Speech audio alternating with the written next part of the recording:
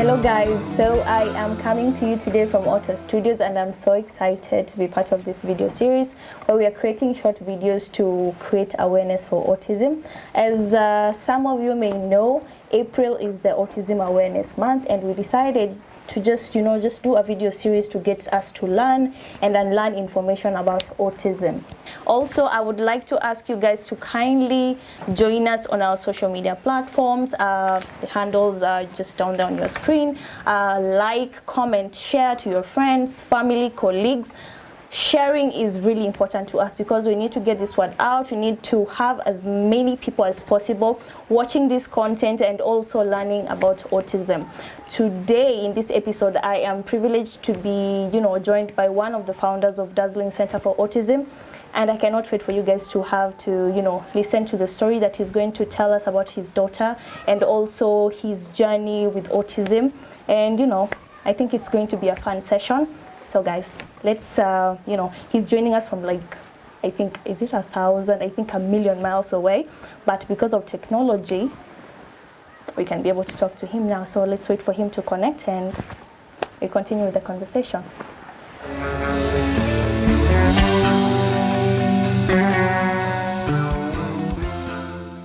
So Jemo, thank you so much for joining us. I know it has been an uphill task to get you here, but thank you for making the time. Maybe briefly just start by introducing yourself.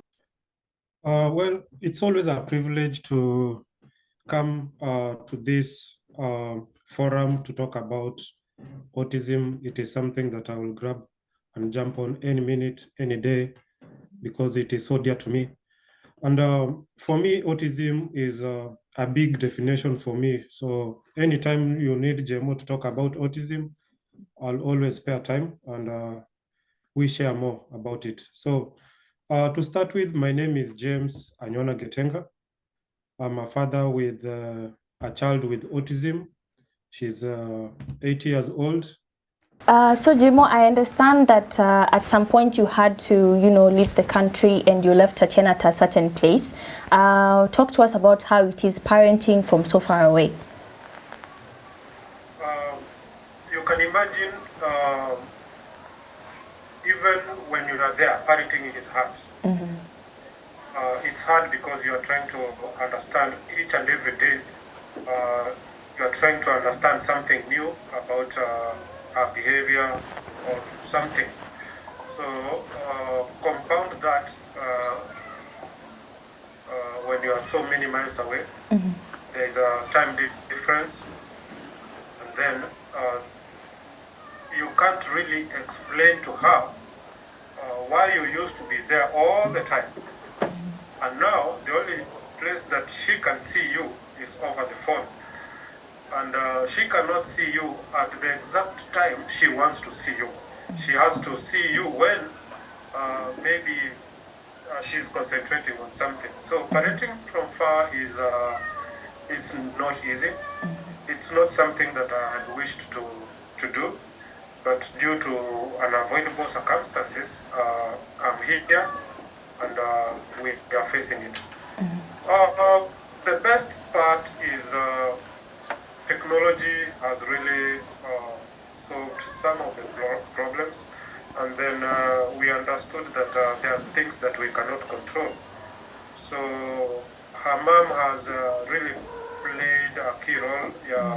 Kumwambia, yes, daddy is not here, but if you want to see daddy, you just pick up the phone and talk to daddy. So we have like a schedule, like before she goes to bed, she has to call, and then we talk for some few minutes. Mm-hmm. It's not always true. It's not always true that we will meet each and every day, but most of the time we meet and we say good night. We do some prayers. Mm-hmm. That is how far we can go with her. But in terms of parenting, I do parent through some other ways, hata kama si kwake. Supplements, she's always on supplements, mm-hmm. on time. In terms of knowledge and learning materials, I just try to transfer the knowledge as much as I can. Right now, I'm trying to understand neurological conditions. I'm in school for that. With that knowledge gathering, I transfer it to Mama Tatiana, and we work together and shadow teacher. So whatever I cannot do, they can do through the knowledge that I get. I transfer to them, and then they get to do what she can do. And yeah, it has worked, but I know she could have gone faster if I was there. But at the same time, I say maybe if I was there, that knowledge that I transferred to them could not be there. So Yeah. it's just a matter of appreciating what we have right now and moving on. And Tatiana has particularly achieved a lot of milestones that you have not been there to see. You may have seen them maybe on video or they have been recorded for you. But as a parent, I believe these are things you may have wanted to see because you worked so hard for them. How does that make you feel? Well, it makes me want to work more and more, because each and every step that I see her make, I know that there's something else that she can do.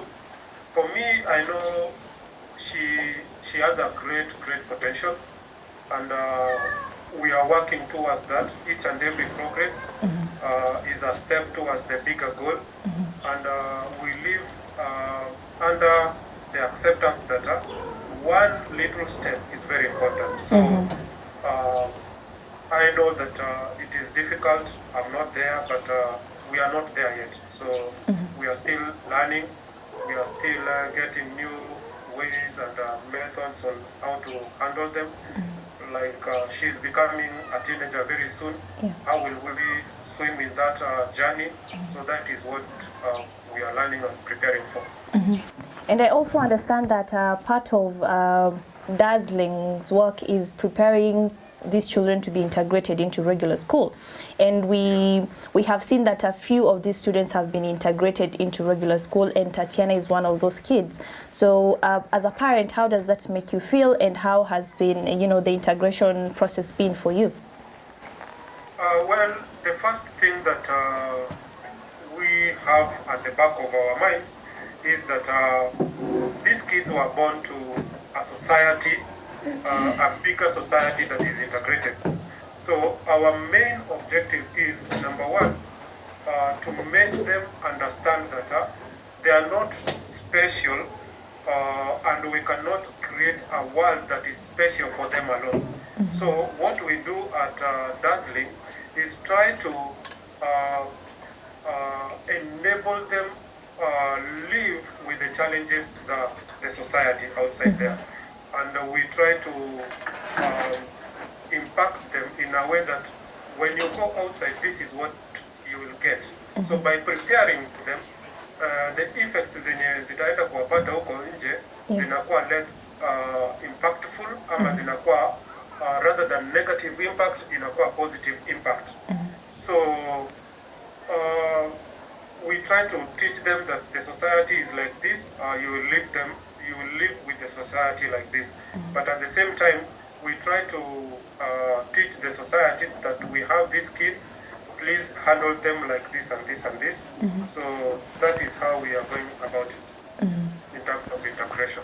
So as much as Tatiana has been integrated into, you know, a regular school, we have other students that are still at Dazzling Center for Autism, and there are a lot of you know, equipments that are needed to have these kids thrive in this environment. Well, the most important thing is the setup. We have a center, we have the human resource, but what we don't have is the equipment and the materials, and even the right environment for them. For example, where I am right now, if you want to teach a kid on how to concentrate, you have to have a special room specifically designed for that purpose.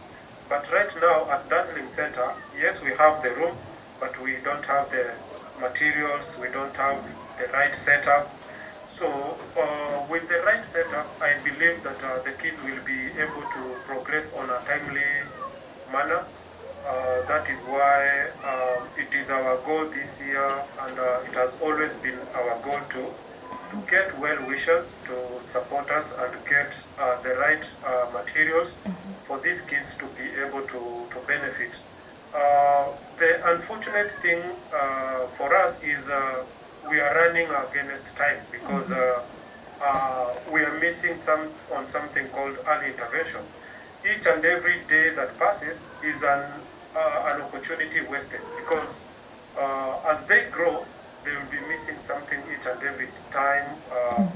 Like if they miss 1 month, that is a whole year. So you can imagine the things that you will be sorting here, you will be sorting them 3 times in the next coming years, because rather than sorting them like 1 month, it will take you like a longer 3 years time to sort. So that is why we are like, if we can get well wishers, we will have a list so that we can share on the equipments, and we can even send pictures on, so that when I tell people that we need these rooms, they really don't have that picture. So I think we can send images so that we can create that image in them and tell them that this is the kind of room that these kids needs, and then these are the kind of equipments, and then for that, these are the kind of human resource that we need.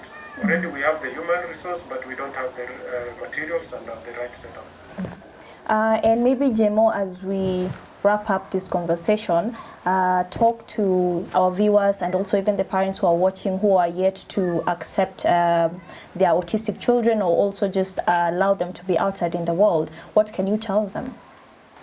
Number one, I'll have to remind them that God gives, God blesses us with everything that we have. I believe each and everybody is a believer, and we always say that Mungu nisaidie nipate mtoto. Wakati alikuwa anakupatia huyo mtoto, hakukupatia kukupanish. Alikupatia akijua kwamba you can handle it. So the first thing that I want to encourage parents, it's not a curse. It's not like ulionewa ndio ukapata huyo mtoto, but Mungu aliona uko na uwezo fulani ndani yako akakupatia huyo mtoto. So number one, unastahili ujiulize kwa nini Mungu alinibariki na huyo mtoto? Because it is a blessing. As I always say, these kids, they will teach you. So number one, accept your blessing and live with your blessing, and start taking advantage of your blessing. Because once you take advantage of your blessing, learn from it, you will be able to live and spread the word that these kids are there, because it is your duty now as a parent to spread the word and make the world a better place for them. So yeah, don't feel bad. It's not like the end of the world. So accept. Once you accept, things will start falling into place.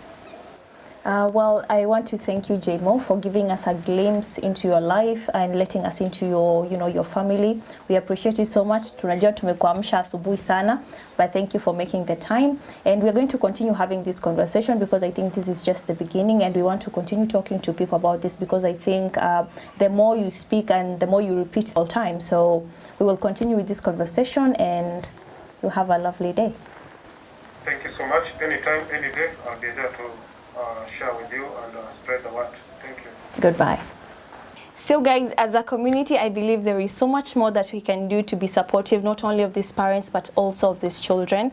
And I encourage you, as we start this journey, or as we continue with this journey, to choose kindness. If there is anything that you can choose kindness, show people kindness, and be a little patient. Try to understand people, and let's just share this love. Let's share love throughout this month. I love you guys, and goodbye.